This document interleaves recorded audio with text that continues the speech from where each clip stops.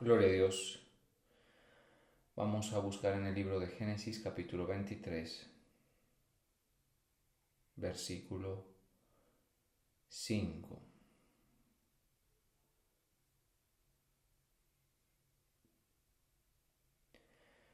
Génesis 23, 5. Dice la palabra: Y respondieron los hijos de Het a Abraham y le dijeron: Óyenos, Señor nuestro, eres un príncipe de Dios entre nosotros.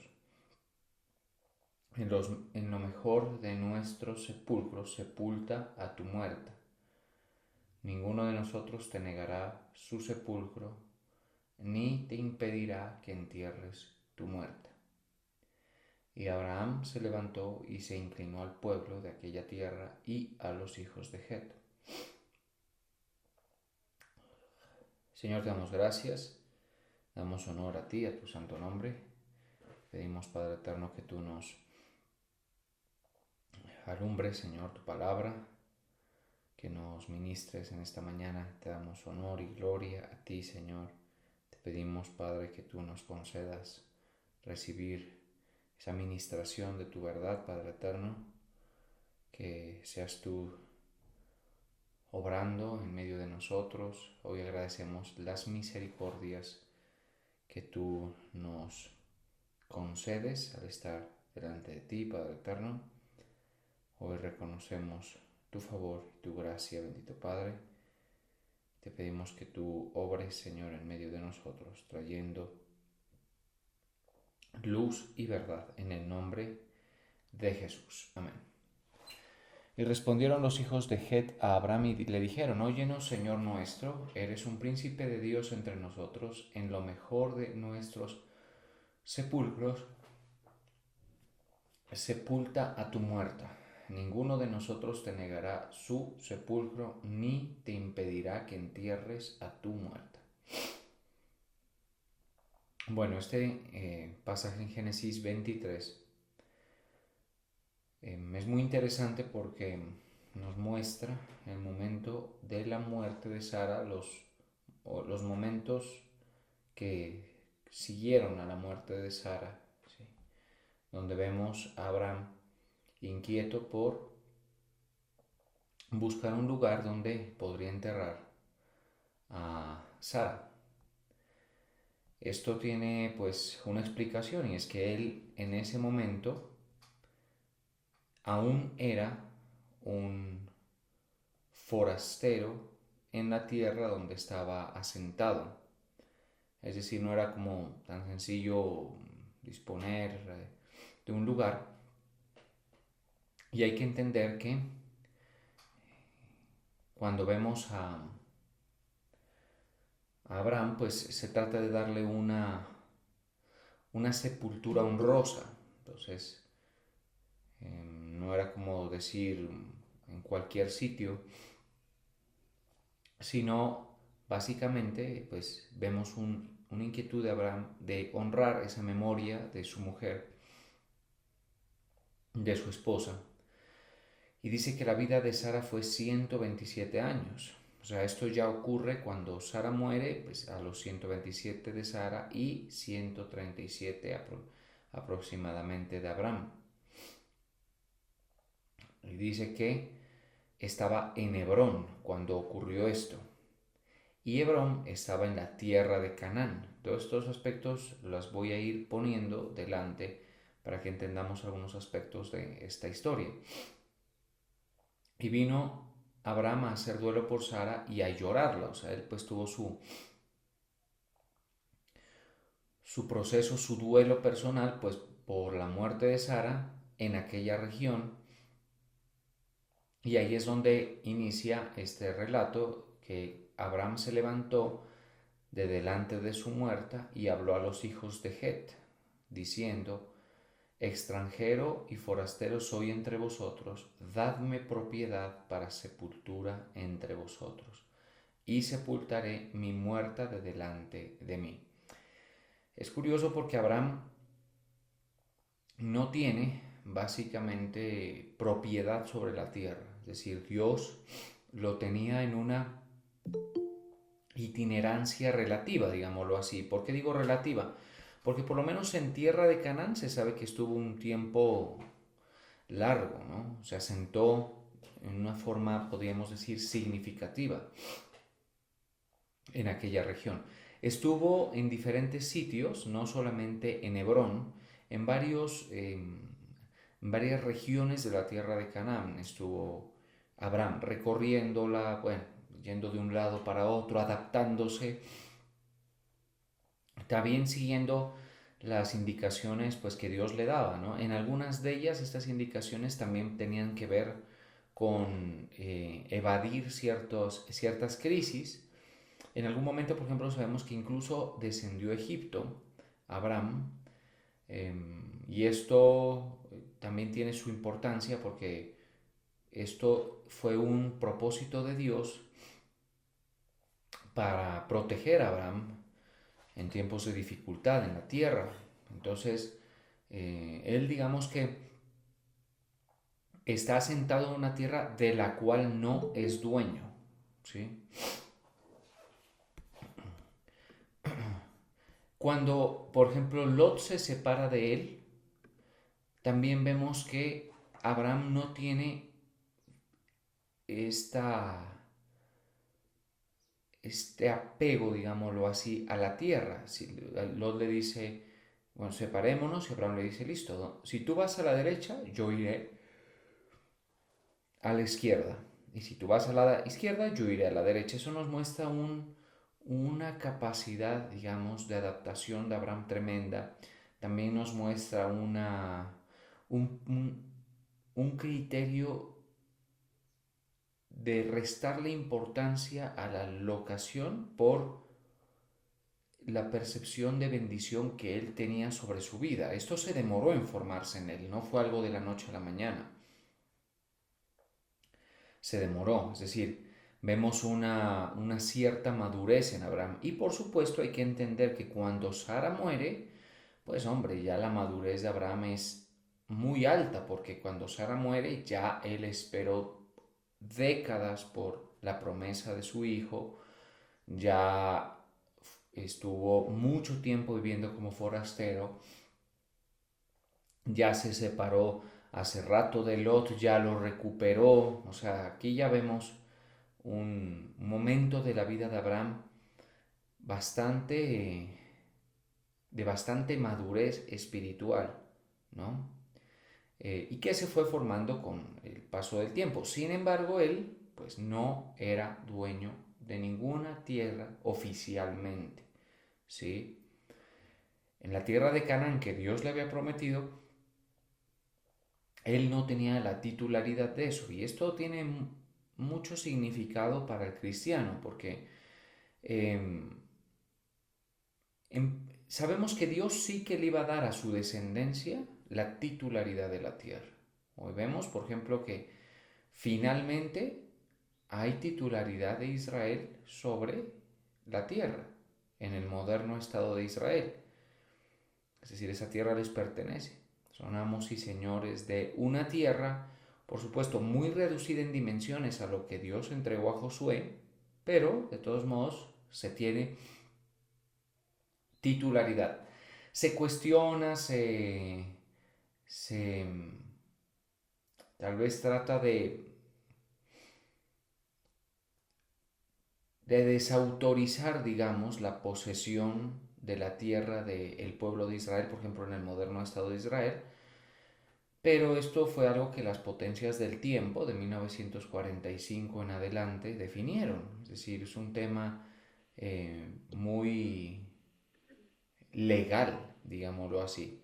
Las potencias me refiero a las potencias que ganaron, a los aliados, entre ellos Inglaterra. Inglaterra tenía posesión sobre la tierra esta, donde hoy está asentada Israel y mayor territorio que ese, no solamente ese, por supuesto.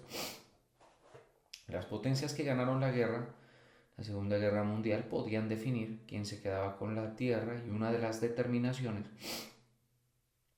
fue que Israel tuviera que ese pueblo que huyó, que fue perseguido y casi exterminado en tiempos de el régimen nazi pues tuviera su tierra ya más adelante fija, definida, su soberanía, todo eso, ¿sí?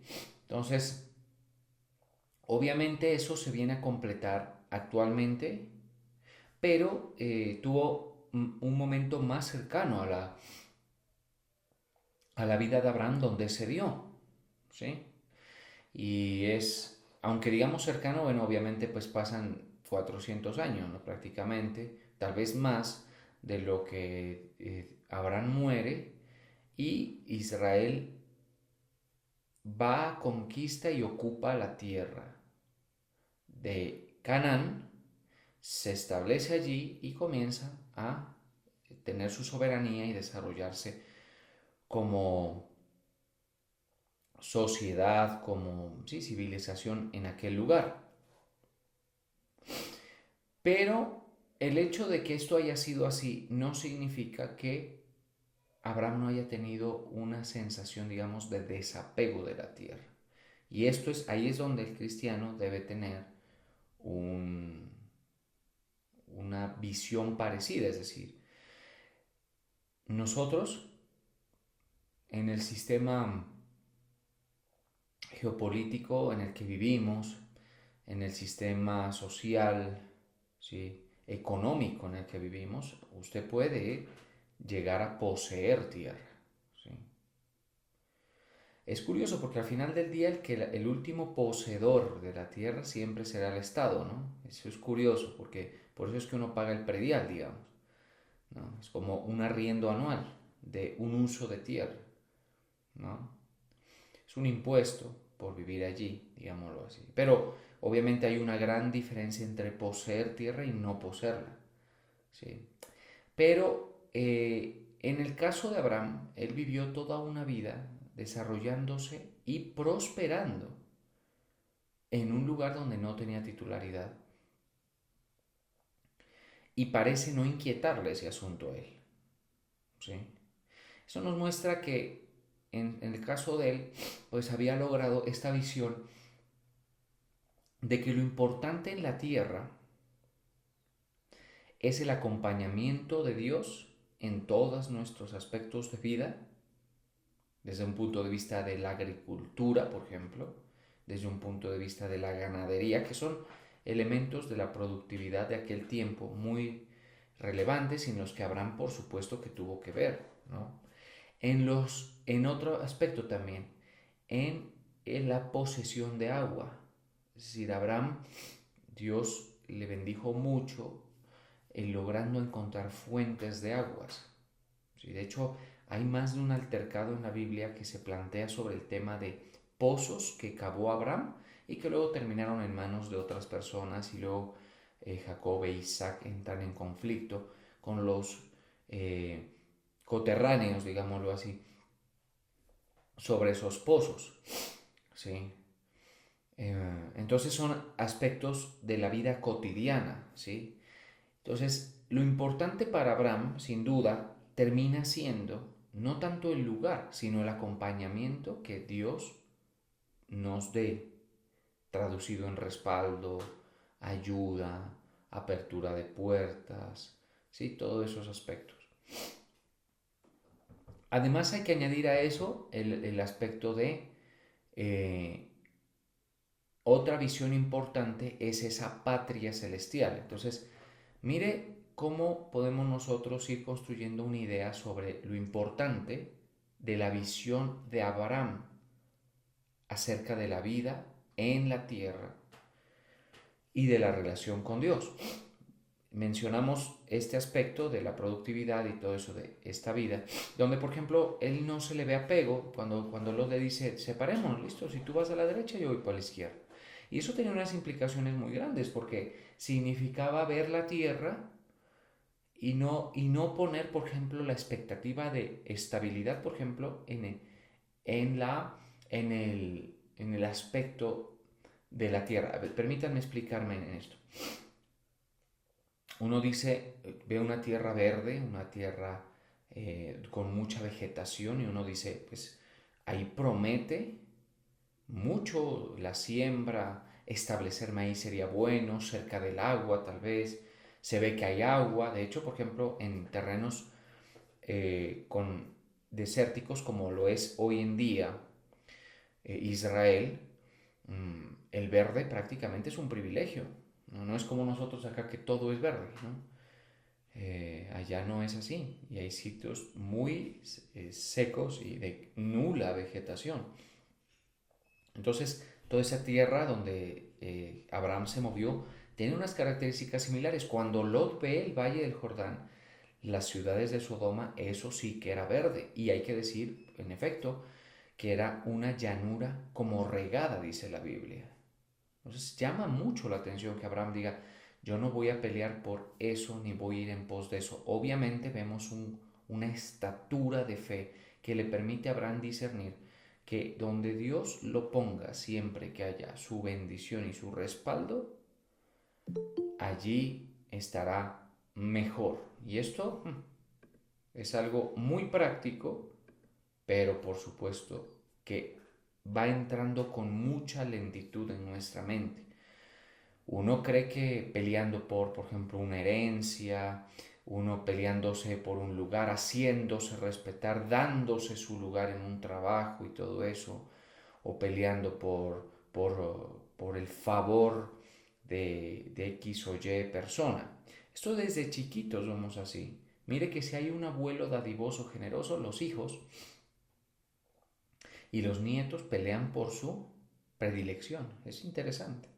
Todo eso, así es toda la vida. La vida del hombre cuando no entiende delante de quién sí vale la pena estar bien parado, pues es prácticamente una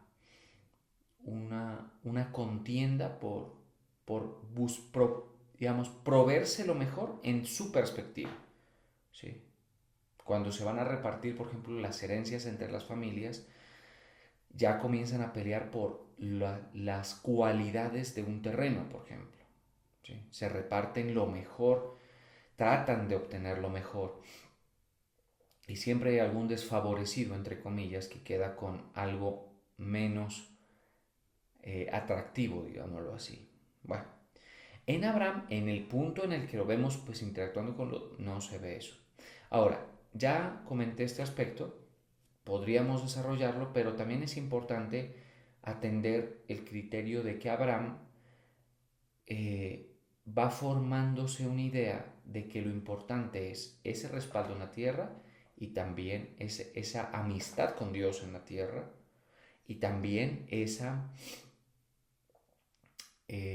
patria celestial. ¿Y esto de dónde lo obtenemos? De el libro de Hebreos que nos muestra que Abraham buscaba otra patria, una ciudad celestial, cuyo arquitecto y fundador es Dios, lo cual es muy significativo también al mismo tiempo que se envejece y se madura en el aspecto primero, en la fe, en lo que acabamos de mencionar, en lo que mencionábamos de buscarse lo mejor aquí. A medida que se envejece uno se va dando cuenta de que pues hay otras cosas importantes en las que pensar porque pues esta tierra, o sea, en esta tierra nuestras posesiones no van a ser perpetuas para nosotros porque nosotros no somos perpetuos. Esa es la razón, ¿sí? Y es un aspecto de muchísima madurez y visión espiritual que también la iglesia debe ir adquiriendo, ¿sí? Entonces sabemos por el libro de Hebreos que Abraham deseaba, anhelaba una ciudad, incluso saludó de lejos la promesa, es decir, Dios prometió que yo iba a poseer, no sé, no tengo ni dónde enterrar a la muerta, imagínense, es que de ese nivel. Eso en otras palabras significaría no tiene dónde quedarse muerto. Pero en Abraham no era por pobreza, o sea, él podía comprar lo que quisiera, así. Había alcanzado un nivel de prosperidad muy alta. Bíblicamente podemos respaldar esto. Y de hecho en estos versos que estamos leyendo se respalda. Sí, el tema no es no poder comprar, el tema es que la titularidad que Dios le iba a dar sobre la tierra no se le iba a dar por comprarla, se le iba a dar por desplazamiento del pueblo de Canaán. Dios quería desplazar a ese pueblo y es interesante porque uno dice, ¿por qué quiere Dios eso? Bueno, por muchas razones. Una de las razones es por la que en la profecía de Noé, Canaán sería siervo de Sem. Esa es una de las características. Y además de eso, eran pueblos de una perversión espiritual muy grande que Dios quería juzgar. ¿Sí? Bueno, pues son varias razones, pero si aquí tenemos que tratar de apuntar un poquito y focalizar, porque no nos vamos, mejor dicho, a las periferias. Entonces, Abraham no tenía dónde enterrar a su muerta a los 127 años de Sara, y parece no inquietarle eso. Luego va y compra un lugar, pero simplemente pues para tener un lugar fijo donde estuvieran los huesos, los restos de Sara, por un tema más emocional que otra cosa. ¿Estamos de acuerdo? Y de honrar su memoria, básicamente. Y entonces recién en ese momento es que dice, voy a levantarme y voy a hablar con ellos porque que me den una propiedad, que me den una propiedad para sepultar a mi muerta, ¿sí? Recién eso. Pero eso no significa comprar toda la región, aparte pues eso era demasiado grande y todo lo demás. Simplemente ahí. Pero ahí recién a los 127 años de Sara, cuando ella muere, es que se lo ve inquieto por eso. Ahora, yo por ejemplo a veces pienso que esto se confunde con pasividad, ¿no? Eh, y no es así, es decir, hay que entender que del comportamiento de Abraham es una completa dependencia y alineación con la voluntad de Dios, porque a veces que Dios no quiere dar. Y que de eso es negligencia, porque cuando uno tiene oportunidad, uno debe tratar de ser poseedor. Esa es la verdad, mis hermanos. O sea, ustedes saben, a mis discípulos saben que mucho de mi mensaje se centra en lo que es importante, más importante, en la patria celestial. Eso no es un secreto para nadie. Algunos hasta se aburren con eso. Y yo lo sé, yo soy consciente de eso. ¿Sí? Pero, ¿qué pasa? Que la Biblia a mí no me permite centrar mi mensaje en la tierra demasiado. No me lo permite. ¿Sí? Pero yo, o sea, pues yo les comento algo que es muy personal mío y que pues si les sirve, recíbanlo. Yo siempre he tenido una visión de ser propietario y de ser propietario rápido, ¿sí? Es decir, de usar los medios legítimos para cuando el Señor me permita poseer, pues poseer, ¿sí? Porque entiendo la ventaja que tiene eso para esta vida, obviamente. O sea, mire que a ustedes les sirve mucho eso, porque el hecho de que uno tenga la mente en la patria celestial no significa que uno va a ser un lunático y desconectado de esta tierra y que no sepa cómo funciona y que no tenga unas metas, unos objetivos, un propósito, ¿sí? Mire, uno tiene que saber cómo funciona todo y el Señor nos da su palabra para que sepamos cómo funciona todo, el reino de los cielos y la tierra, ¿sí? Este siglo malo que dice la Biblia. Entonces pues yo les comento esto para que ustedes sepan que, que es algo válido cuando Dios se lo permite a uno pensar, proyectarse, ¿sí? Eh, pero nunca con una actitud, digámoslo así, contaminada frente a ese asunto. ¿Sí? Bueno, sobre esto podríamos detenernos mucho más tiempo. Entonces Abraham vive pensando, o sea, está pensando ya en el punto en el que está incluso más, porque ya tuvo a su hijo, es decir, Abraham ya todo lo que necesitaba y quería y que Dios le había prometido ya lo había logrado. Menos eso de poseer la tierra, pero sí que hay que decir que en el caso de Abraham ya vemos que él ya logró todo, incluso ya enterró a su muerte, es decir, él ya sabía que también su final no estaba muy lejos. Ahí es donde más claro se hace la patria celestial. Y si uno vivió por eso, va a ser muy importante. O sea, uno no debe vivir solamente por lo de que esta tierra lograr en esta tierra las cosas, no. Pero que uno tenga la visión de lo celestial no implica que uno viva en esta tierra, digamos, sin aprovechar oportunidades, sin tener. Hay que vivir equilibradamente. Bueno, entonces el caso es que Abraham tiene esa visión. Una visión muy especial que tiene que ir permeando en la gente de fe, en su descendencia, la descendencia de Abraham. ¿Sí? Eh, Esos dos aspectos. Ahora, vamos a ver lo que pasa aquí, porque dice que extranjero y forastero soy entre vosotros, dadme propiedad para que sepulte entre vosotros a mi muerte. Mire lo que dice, que Abraham se levantó y habló a los hijos de Het. ¿Quiénes son estos hijos de Het? Son, para hacerlo rápido, de un personaje de nombre Het que le dio nombre a ese grupo que llaman los hititas, que son cananeos, eran cananeos, estaban asentados, eran de las múltiples, digamos, etnias que vivían allí en la región de Canaán, asentada en diferentes lugares.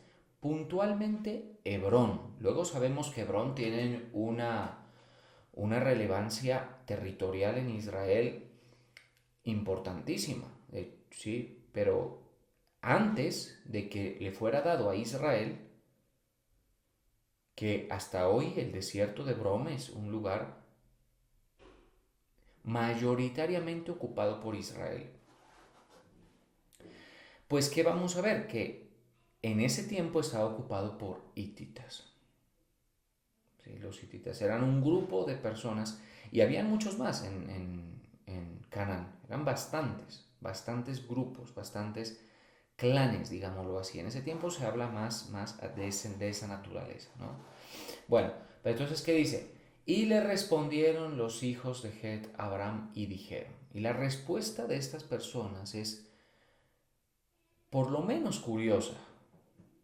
Yo cuando leí eso, y lo he leído varias veces, pues me hizo detenerme mucho en ese aspecto. Porque primero estamos hablando de un clan paganísimo. Es decir, esta gente tenía sus dioses, tenía su cultura, su espiritualidad, como hemos hablado muchas veces, muy diferente a la del Dios de Israel.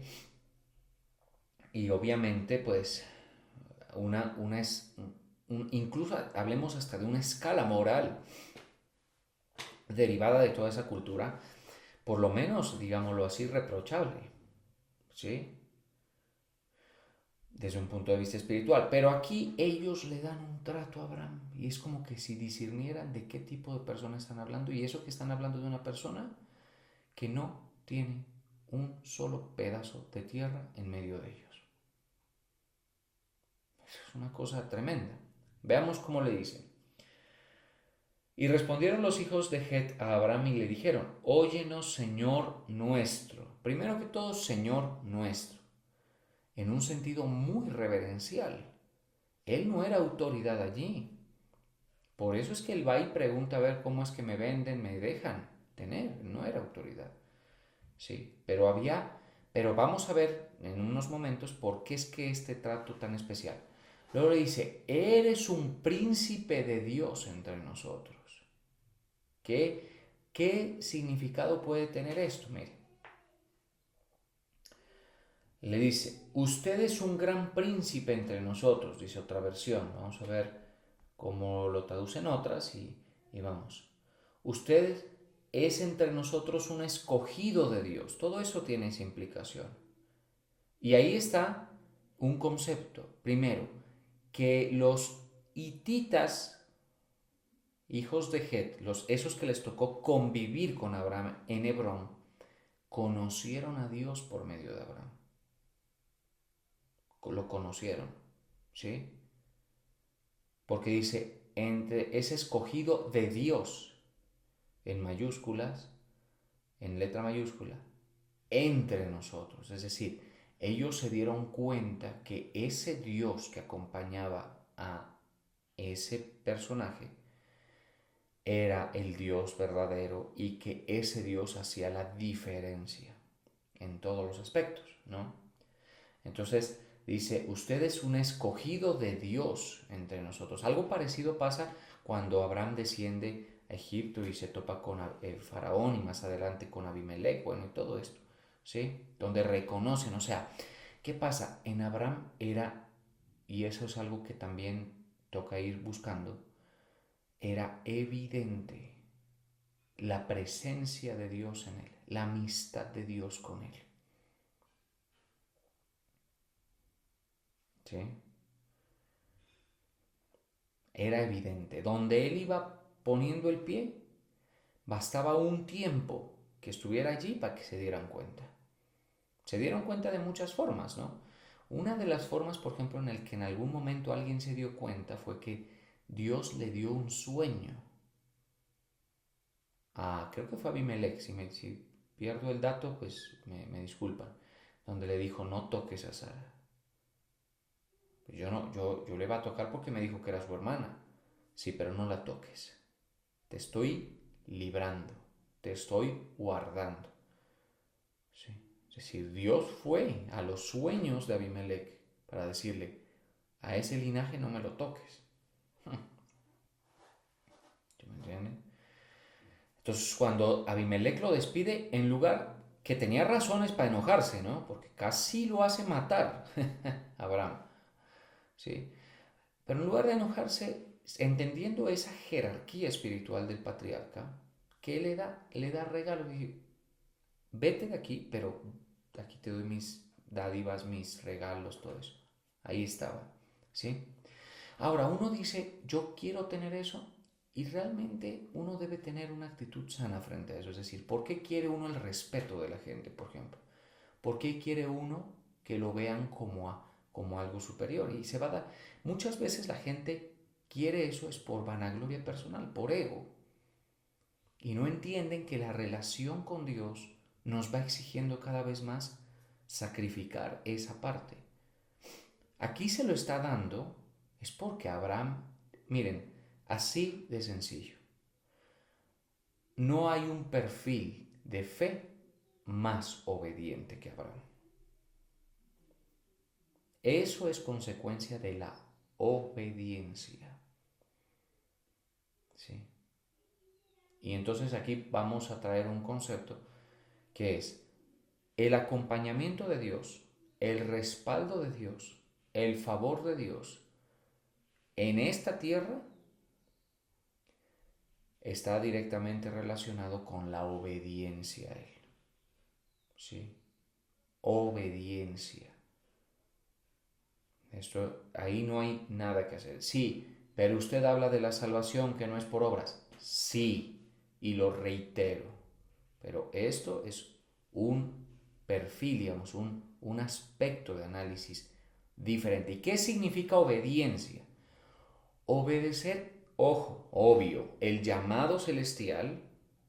En este caso, Abraham tiene un llamado celestial con miras a su vida eterna, igual que usted, y la obediencia en el itinerante y en el paso por esta tierra, que va desde todo aspecto de análisis, desde si me caso o no, uno, dos, con quién me caso, y hablo así porque yo sé que hay jóvenes aquí, ¿sí? Sí, por ejemplo, para una persona ya casada, incluso entra en el asunto. Dios no le tiene permitido a todos divorciarse. Y en unas situaciones muy escasas, podría ser que sí, sí, por obediencia a la fe. Obediencia a la fe es servir a Dios. Obediencia a la fe, ojo a esto. Esta parte es muy presente en la vida de Abraham. Sacrificios y ofrendas. Y ojo, diezmo. Algunos dicen, por ejemplo, que el diezmo de Abraham entregado a Melquisedec es un tema eminentemente del funcionamiento de las regiones, de cómo la gente honraba a un príncipe o a un rey, ¿sí? Y que Abraham solo lo hizo una vez. Pero es muy interesante el hecho de que, cómo describe a Melquisedec, ¿sí? Rey de Salem, rey de justicia, sacerdote del Dios Altísimo. ¿Sí? Sí es rey, pero también es sacerdote. ¿Sí? Entonces, en el caso del diezmo, mucha gente dirá, no, pues que eso no tiene aplicación en el Nuevo Testamento. Por supuesto que legalmente, como impuesto, no. En los tiempos de Abraham tampoco era impuesto. ¿Sí? Tampoco estaba reglamentado. Eso recién se reglamenta ya con el pueblo de Dios, ya prácticamente viviendo, ¿no? en la tierra prometida. Pero, por ejemplo, si yo sé que Abraham lo hizo y que eso fue uno de los aspectos en los que él sirvió a Dios reconociendo su provisión, pues yo puedo aplicarlo y por fe lo hago. ¿Sí? Yo no les pido que hagan lo que yo no hago, yo hago eso.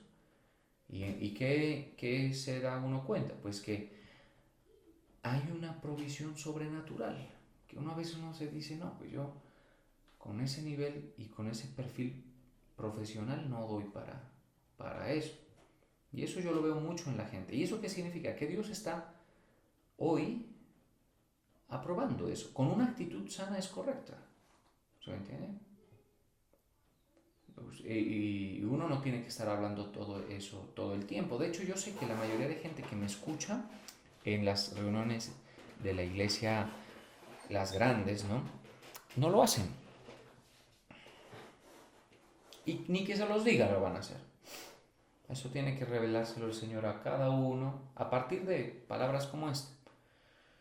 ¿Sí? Entonces, obediencia, pero también sacrificios. Porque bueno, lo del diezmo, pues a mí no me parece tampoco un sacrificio monumental, que ya uno lo deje. No, eso prácticamente es una mezcla de gratitud, fe y reconocimiento de que Dios nos da todo. ¿Estamos de acuerdo?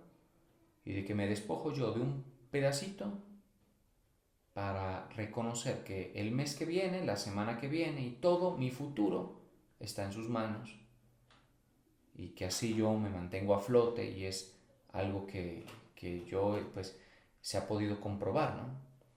Insisto, mucha gente se levanta y mucha gente respetada contra eso porque confunden el hecho de hacerlo por fe con, con hacerlo por regla, ¿sí? Alguno dirá, pero entonces si va a diezmar, circuncídese, porque es otra señal del... No es lo mismo, porque esto tiene una aplicación puntualmente en la parte productiva. ¿Nos interesa eso? Obvio que sí, a todos nos interesa eso, ¿sí? Yo necesito, si soy papá, tengo que poner alimento en la mesa, tengo que, ¿me entiendes? O sea, es lo mínimo, no se trata de ambición, no se trata de eso.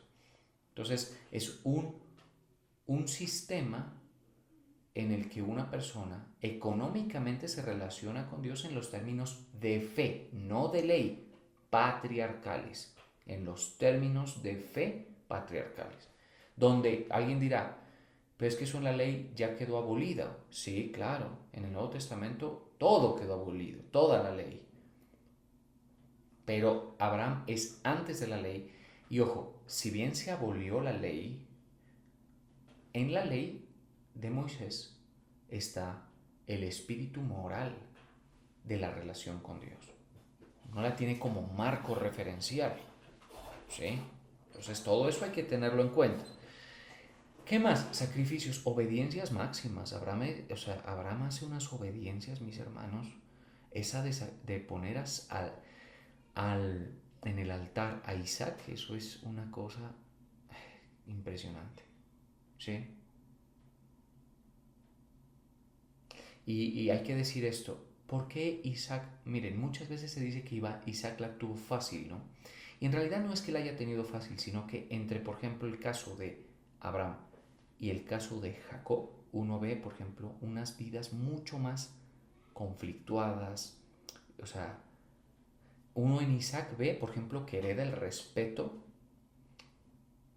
de su padre y que vive una vida más bien, digámoslo así, sosegada en todos los aspectos.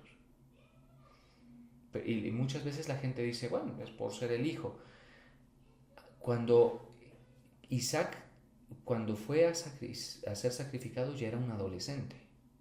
Él se dejó poner en la ley. O sea, estaban obedeciendo los dos ahí a Dios. Y mis hermanos, cuando hay una obediencia en tu vida importante, esa obediencia, porque hay obediencias cotidianas, ¿verdad? Incluso hay desobediencias cotidianas que nosotros dejamos de cumplirle a Dios en algunas cosas, pero hay unas obediencias en nuestra vida que marcan tu vida y marcan generaciones. ¿Sí? Y esas son las que hay que discernir. Alguno dirá, ¿y esto es para esta tierra? Sí, para esta tierra. Pero obviamente implica que tú vas a obedecer la primera orden de Dios, que es el llamado celestial. Y con esa garantizas lo de tu patria celestial. Pero muchas veces la gente quiere bendición y no hace las obediencias por fe que debe hacer. Y esas toca discernirlas para cada uno. Para algunos significa algo tan sencillo como: mis hijos se fueron de la iglesia, por ejemplo. Yo sigo a Cristo. Esa es mi obediencia. Esa es una, ¿sí? Una de las muchas formas. Dios bendice y respalda la obediencia en esta tierra y eso acumulativamente te da una jerarquía espiritual. ¿Sí? Y usted dice ya, ¿por qué jerarquía? Mire cómo le hablan los hijos de Het a Abraham. ¿Sí? Eso no se lo da su titularidad sobre la tierra, eso se lo da, algo perciben. Y lo que le dicen es tremendo. Dice, una de las versiones, la Dios habla hoy, dice, usted es entre nosotros un escogido de Dios. Tremendo eso. Vamos a ver cómo dicen otras versiones, por ejemplo, la traducción al lenguaje actual. Tal vez la King James, siempre me gusta consultarla. Dice, tú eres, mire lo que dice la King James. Tú eres un poderoso príncipe en medio de nosotros. ¿Sí? Vamos a ver cómo dice tal vez la traducción al lenguaje actual, y eso ya por meterla, porque esas traducciones nuevas hay que cogerlas con pinzas. Respetable Señor, todos nosotros lo consideramos una persona muy importante. Si se da cuenta por qué hay que cogerla con pinzas, porque no menciona a Dios, por ejemplo. ¿Sí? Es interesante. ¿Sí? Entonces, claro, importante, pues que importante es el jefe para usted. ¿Sí? Importante es cualquier persona, pero importante por Dios, eso tiene unas connotaciones y unos alcances muy puntuales, ¿cierto? Y es lo que la Reina Valera dice, es un príncipe del Señor, un príncipe de Dios, como dice acá, un príncipe de Dios. Entonces entendamos eso. Bueno, ahora, el tema es que continúa el relato y sigamos leyendo y dice, óyenos Señor, tú eres un príncipe de Dios, volvamos a la Reina Valera, en lo mejor de nuestros sepulcros, sepulta a tu muerta, en lo mejor. Ninguno de nosotros te negará su sepulcro, ni te impedirá que entierres a tu muerta. Prácticamente se lo están regalando y le están diciendo escoja. Mis hermanos, ¿por qué es eso? Varias razones, voy a irlas enumerando en tal vez un orden jerárquico, empezando por la más importante y voy a ir descolgándome a lo que yo considero que también hace parte del análisis. Pero lo más importante es que Abraham era un hombre cuya relación con Dios era viva, real, y él obedecía a Dios y andaba en amistad con Dios. O sea, con Abraham, mejor ni te metas. ¿Estamos de acuerdo? Atacó la retaguardia de los reyes de Sodoma, perdón, de los reyes que atacaron Sodoma, y liberó a Lot. ¿Sí? Con Abraham no te metas. ¿Sí? Él tiene un respaldo de Dios. Y de hecho, hay un pasaje en la escritura, creo que es en Isaías, no sé, no recuerdo, que dice: pero tú, Israel, siervo mío eres, descendencia de Abraham, mi amigo. Por eso es que cuando usted le hablen del Evangelio, corra a creer el Evangelio, porque el Evangelio es la vía para nosotros, por fe, para volver a la amistad con Dios. Justificados pues por la fe, tenemos paz para con Dios. Sí, amistad con Dios. Cuando una persona es amigo de Dios, eso significa diálogo, oración, presten atención a esto, conversación, peticiones de parte de nosotros hacia Él, como Abraham le pidió que lo libre a Lot y todo este tema y muchas otras cosas, dependencia, y hay un aspecto muy importante porque es con Dios el tema, sumisión y obediencia. Cuando Abraham entierra a Sara, ese ya había hecho las obediencias monumentales y estaban hechas. Luego se consiguió otra mujer y a alguno le parecerá, digamos, inmoral, y tal vez sí lo sea, a la luz del Nuevo Testamento sí lo es, pero él ya había hecho obediencias donde demostraba que Dios era el dueño de todo y donde demostraba que Dios era el verdadero soberano de su vida. Presten atención a esto porque esto es la diferencia y algo que nosotros debemos por lo menos entender. Tal vez uno decide imitar, bueno, ya pues hay que ser un poquito modesto, uno no es como Abraham, pero sí entender, porque a veces la gente dice, ¿dónde está mi bendición? Es que mi hermano, a veces la gente no entiende ni siquiera el llamado celestial. ¿Te das cuenta de la diferencia? Menos va a llevar una vida de dependencia, sacrificio, honra, una vida que sea una constante práctica de holocaustos al Señor, porque eso era lo que Abraham hacía. Abraham hizo eso, levantaba holocaustos, sacrificios al Señor. O sea, el sacrificio en los términos de la fe tiene un significado y un potencial. Luego, ¿qué puedo añadir yo? Otra cosa, que Abraham vivió con ellos un tiempo largo, ¿sí? Y era muy rico. Era una persona a la que se podía acudir para solucionar cosas. Cosas como trabajo, cosas como agua, cosas como provisión. Eso también a la gente le da una percepción de que estoy frente a alguien al que no tengo que auxiliar, sino que quizá hasta me auxilia a mí. ¿Sí? Eso es característica de Abraham. Otra cosa, un buen comportamiento en medio de su sociedad. Abraham no fue perfecto, pero por ejemplo el hecho de que insista en pagar aquí habla de que seamos legales, o sea, yo voy a respetar tus derechos y voy a respetarte a ti como propietario. Y eso habla de una ética en el comportamiento social que también le proporciona una respetabilidad, una honorabilidad. Y usted me dice, ¿de dónde saca eso? Bueno, sencillo, mire lo que le dice.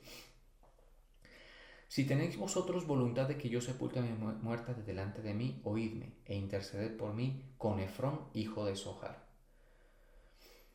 eh, para que me dé la cueva de Macpela, que tiene al extremo de su heredad, porque por su justo precio me la dé. Ahí hay una ética. O sea, obviamente la relación con Dios, en la relación con Dios, en el temor a Dios, en la amistad con Dios, se deriva una ética personal. ¿Sí? Y es decir, yo voy a pagarte lo que es justo. ¿Sí? Por lo menos yo digo, uno tiene que procurar esa ética y no ser carga para la gente. En estos días, por ejemplo, yo le pedí a alguien que me ayude con el predial, o sea, sacándolo y todo eso. Y obviamente mi intención era pagar el predial, aparte que mi predial es una cosa prácticamente ridícula, ¿no? O sea, mejor dicho, ni el cuarto de pollo, pues vale, ¿no? Eh, y obviamente pues es un tema más simbólico, pero cuando yo lo contacté a esa persona le dije, ayúdame solamente para sacar el recibo y yo pago, ¿no? Y, y esa persona tuvo en su buena voluntad pagar mi predial. Es un predial, vuelvo y repito, pues de poco valor, pero para mí el gesto de la persona sí tiene su importancia. Sin embargo, yo no veo, me siento cómodo pues para volvérselo a pedir, porque tal vez sé que lo va a seguir haciendo. Y a veces es difícil esa parte, es decir, uno no quiere ser carga, uno no quiere que los discípulos le resuelvan a uno. Al contrario, uno tiene una visión, una condición que Dios le ha dado para resolverle a los discípulos, ¿sí? Ayudarles en muchos aspectos. Pero tuvo a bien. ¿Y por qué es? Pues en la percepción de esa persona, algo de honor representa mi función en su vida, ¿sí? Y obviamente guardo las proporciones, hay que ser sensatos. Yo no soy un patriarca, ¿estamos de acuerdo? Pero hay una condición y hay una ética también que ha colaborado con eso. Es decir, si yo fuera una carga, si yo estuviera metido en su negocio, viendo a ver si diezmo y si no lo llamo, ¿sí? O si yo estuviera hablando durante semanas sobre el diezmo y qué vamos a recoger y qué vamos a... Usted se va a sentir invadido, ¿no? Y eso es algo que he heredado de mi padre. Mi padre es un hombre muy obediente al Señor, ¿sí? Es sin duda. La diferencia entre nosotros y Él es esa, señores, ¿sí? Y nosotros tenemos que seguir unos pasos, no morales, sino de fe. Y a veces la gente pierde de vista eso, ¿sí? Y esa obediencia le ha llevado a lograr un respaldo de Dios, donde Dios lo sostiene más allá del sistema, ¿sí? Y les voy a decir una de esas obediencias. Cuando Dios lo llamó a tiempo completo a mi padre, ahí obedeció al Señor. Eso no es fácil. Hay gente que no quiere que le quiten, mejor dicho, que no quiere que ni que le pidan que se congregue. No están dispuestos a nada. No quieren dejar ni sus pecados. ¿Entiende la diferencia? ¿Entiendes eso? Entonces, modestamente ponte en tu sitio y tienes que saber por qué. A veces no se nota tu amistad con Dios, ¿sí? Porque tal vez no hay ninguna, no eres obediente, estás peleando con todo lo de la fe, ¿sí? Bueno, entonces hay una ética, ¿cierto? Hay un criterio, pero además también, por supuesto, y lo más importante es el respaldo de Dios, porque pues éticos hay muchos y todo, pero el respaldo de Dios es lo que a uno digamos, lo hace diferente, ¿no? Lo deja en una posición elevada, ¿sí? Y bueno, que es que nos saltes tiempo, pero dice aquí, este Efrón, que me la dejo por su justo precio para posesión de sepultura en medio de vosotros. Este Efrón estaba entre los hijos de Het y respondió Efrón, Eteo Abraham, en presencia de los hijos de Het. Estaba ahí el tipo, de todos los que entraban por la puerta de su ciudad diciendo, no, señor mío, óyeme, te doy la heredad. Y también te doy la cueva que está en ella. En presencia de los hijos de mi pueblo te la doy, sepulta. Eso es prácticamente un traspaso de título de propiedad. ¿Sí? Eso es. En presencia. Cuando dice en presencia es delante de las autoridades, llamémosle así, civiles de este momento. ¿Por qué se la regala? Porque él sabe que yo soy, si soy amigo del amigo de Dios, ¿sí? Entienda eso. Si yo soy amigo de Dios, ese príncipe con una oración me deja bien parado, ¿sí? Si yo soy amigo de Dios, ahora usted no tiene que ser amigo del amigo de Dios. Usted puede ser amigo de Dios directamente por recibir a Jesucristo como su Señor, su Salvador. Obedezca el Evangelio y usted seguirá siendo amigo de Dios. ¿Sí?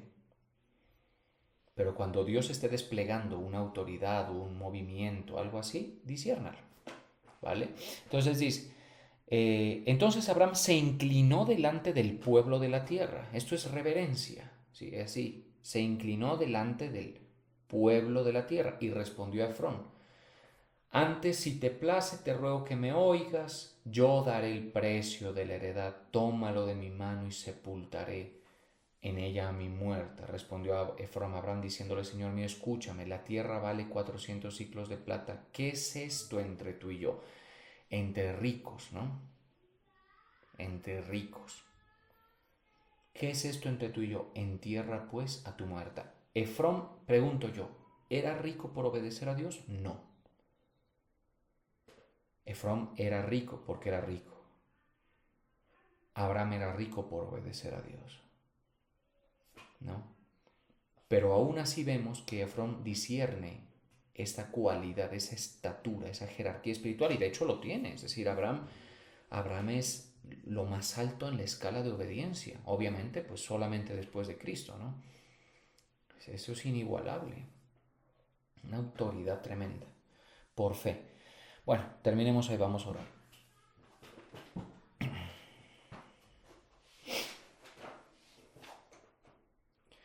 Señor, te damos gracias, bendecimos y exaltamos tu poderoso nombre. Gracias por tus palabras, tu mensaje, Señor, tu enseñanza.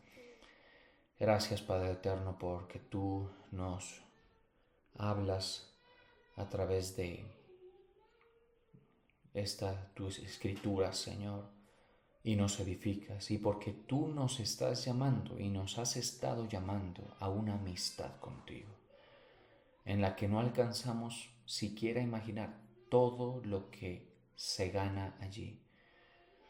Padre Eterno, perdona nuestra dureza de corazón, perdona nuestra falta de visión, nuestra falta de sensibilidad, de discernimiento. Perdona por poner en un lugar que no corresponde al mundo sus tierras, sus posesiones, y poner tal vez en un lugar demasiado alto esas cosas y no ponerte a ti, Señor. Padre Eterno, nos humillamos delante de ti, damos honor a ti. Te pedimos que nos sigas hablando y ministrando. Permíteme bendecir a cada uno de tus hijos, en el nombre del Padre, del Hijo y del Espíritu Santo. Amén.